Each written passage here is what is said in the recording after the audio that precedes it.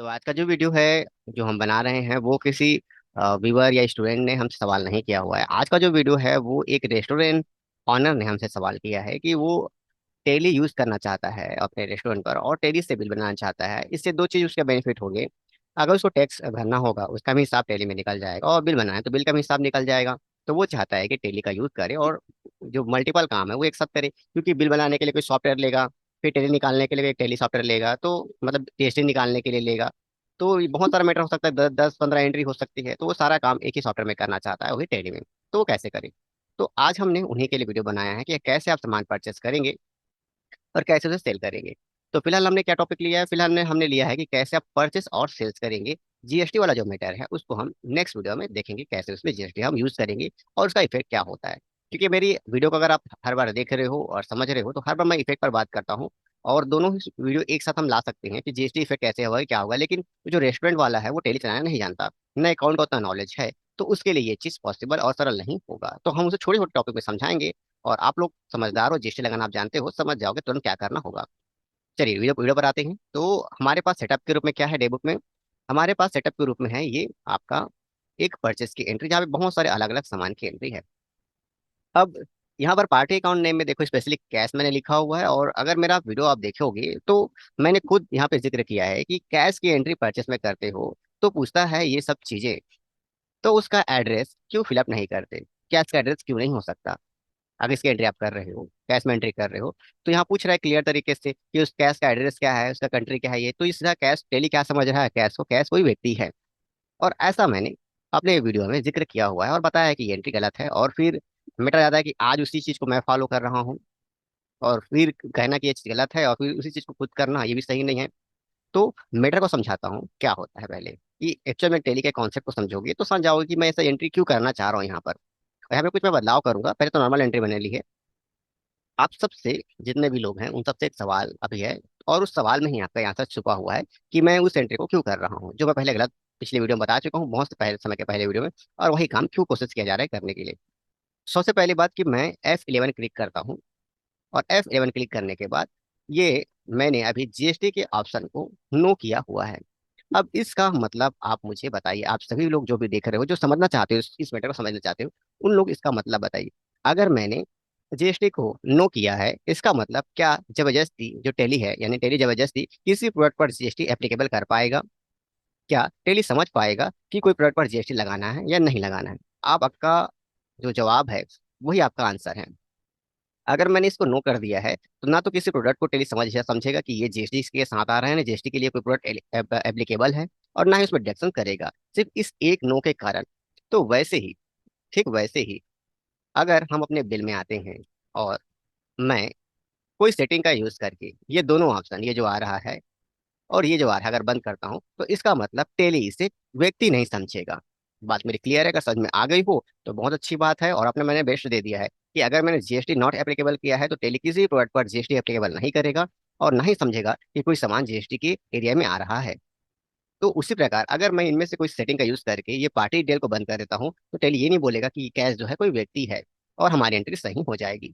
तो फर्क मैंने जब गलत इसलिए बोला क्योंकि हम उसे पार्टी के हिसाब से मेटर यूज कर रहे हैं, कैश को पार्टी समझ के एंट्री करवा रहे हैं टेली में। तो अगर हम इस सेटिंग को बंद कर देते हैं तो हमारा काम हो जाता है। तो कैसे शुरुआत करेंगे? अगर आप इस सेटिंग को बंद करना चाहते हैं तो यहाँ बटन दिया हुआ है, आप क्लिक करिएगा वहाँ पे। और क्लिक करने के बाद यहाँ पे बहुत कुछ दिया हुआ है, जैसे कि आप सप्लायर डिटेल्स, तो पहले इसको बंद करिए, इसको नो करिए। उसके बाद रिसीव नोट, ऑर्डर नोट, इसको ही बंद करिए। जैसे आप बंद करेंगे टेली समझ जाएगा, टेली समझ जाएगा कि ये कोई व्यक्ति नहीं है। देखो मैं कितने भी कोशिश करूँ कुछ नहीं पूछ रहा है। अब मैं फिर से यस करके पूछता हूँ, अब मैंने यस कर लिया, मैं सेव करता हूँ और फिर पूछता हूँ, तो देखो फिर से वही मैटर आ गया। तो हमें बताना है कि जो कैश है वो आपका पार्टी नहीं है, इसे मत पार्टी की तरह ट्रीट मत करो। अब ऑप्शन बंद हो गया। इसका मतलब ये हो गया कि अब आपका जो एंट्री है वो कैश में परफेक्ट तरीके से एंट्री होने के लिए एप्लीकेबल हो चुका है। अब मेरे को समझते हैं और आगे बात करते हैं इस टॉपिक पर। और तो ये हमारा मैटर आपके सामने है। और उसके बाद जो जो आपने परचेस किया उसकी एंट्री आपने कर दिया है, इसमें जीएसटी नहीं यूज हुआ है, आप ध्यान में रखिएगा। तो ये सामान का यूज अब मैंने इसको एग्जांपल के रूप में लिया हुआ है, हो सकता है सामने वाले का सामान कुछ और हो, और वो जो जैसा वो सामान परचेस करना चाहता है वैसे वैसे परचेस करे और एंट्री कर दे। एंट्री करने के बाद इसे सेव कर ली। परचेस का काम कंप्लीट होते ही हमारा नेक्स्ट मैटर हमारे सामने आता है।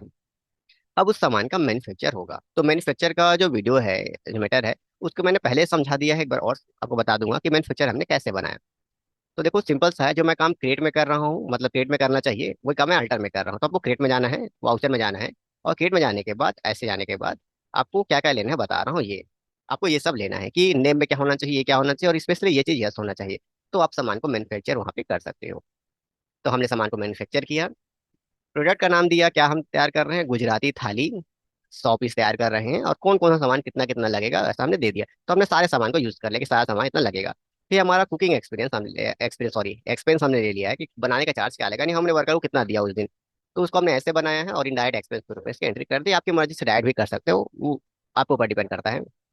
और लिख दिया कि 500 रुपये लगने वाला है। उसी प्रकार मान लो आपको ये सामान को कुकिंग करते वक्त ट्रांसपोर्टिंग लग रहा है, कुछ और वर्कर लोग का लग रहा है, जो भी लग रहा है सबको आप आराम से इंटर करके एक और क्रिएट करके ऐसे जा जाके आप आराम से बना सकते हो। और सारे जितने भी आपके एक्सपेंसेस हैं सबको यहाँ पर एंटर कर सकते हो। इससे क्या होता है कि आपका जो पर पीस जो प्रोडक्ट है उसका कॉस्ट जनरेट होता है कि कितना में आप उसे बना रहे हो। ये बनता है, यानी 100 पीस में एक पीस का जो रेट है इतना पड़ रहा है, ये हमें देखने को मिलता है। अब ये करने के बाद हमें क्या करना है, अब सामान को सेल करना है। तो सेल्स करते वक्त हमें क्या लेना है, बटन दबा देना है सेल्स का। अब यहाँ पर भी सामान जो है वो हम किसी व्यक्ति को, यानी अगर हम बात करें यहाँ पे हम सामान जो है किसी व्यक्ति को नहीं बेच रहे हैं, हम कैश में सामान बेचते हैं, लेकिन व्यक्ति का नाम नहीं होता है। तो फटाक से आप कैश ले लीजिए, सेल्स आइटम ले लीजिए, और जो आपका गुजराती थाली है उसे लिख दीजिए। सामने वाले कितना ऑर्डर दिया, 1 ऑर्डर दिया, अपना रेट लिख दीजिए, और काम कंप्लीट। काम कंप्लीट, बस इतना ही तो करना है आपको। फिर आपको प्रिंट लेना है, क्लियर करना है। और मैं तो प्रीव्यू दिखा रहा हूँ, आप प्रिंट लेकर आ सकते हो, तुरंत प्रिंट निकल जाएगा। और ये रहा कि आपके रेस्टोरेंट से, अब रेस्टोरेंट का नाम लिखना पड़ेगा ना भाई, हमने अपने तरीके से लिखे हैं। कैश में सामान परचेस किया है, गुजराती थाली लिया है, ये काम कंप्लीट, और प्रिंट दे दो। अब रही बात, ये बड़ा है, बिल छोटा है, ऐसा अगर आपको दिक्कत हो रही है तो आप हमारे पिछले वीडियो को जाकर आप देख सकते हो, उसमें हमने एडजस्टमेंट की बात कही है। हमने समझाया है कि कैसे आप प्रिंट को अपने हिसाब से पेज साइज सेटअप कर सकते हो, तो ये आपकी मर्जी है। तो ऐसा करके आप सारा सामान को परचेस और सेल्स कर सकते हो। तो इसको मैं सेव करा देता हूँ। सेव कराने के बाद आपको रिजल्ट भी देखने को मिलेगा कि आपको कितने का प्रॉफिट हुआ है, वो भी देखने को मिलेगा। और आपके पास प्रोडक्ट जो है वो कितना बचा है वो भी देखने को मिलने वाला है। ये 100 पीस था, उसमें से इतने का प्रोडक्ट आपके सामने है, इतने का प्रोडक्ट आपका हो रहा है, यानी इतना प्रोडक्ट बचा हुआ है, ऐसा हम देखने को मिलेगा। तो ये रहा हमारा वीडियो, हमने अपने तरीके से अपना बेस समझा दिया है। और अगर आपको ये जानकारी अच्छी लगी और हमारे पिछले वीडियो को भी जाकर आप देखिए, आपको बहुत सारी नॉलेज मिलेगा। अगर वो सही जानकारी आपको अच्छी लगती है तभी हमारे चैनल को सब्सक्राइब करिएगा, नहीं तो लाइक कर दीजिए, कोई दिक्कत नहीं है। आपका चैनल है विजिट आप कर सकते हो। और ऐसे जानकारी के लिए मिलते रहें, और मिलते किसी अलग वीडियो पर।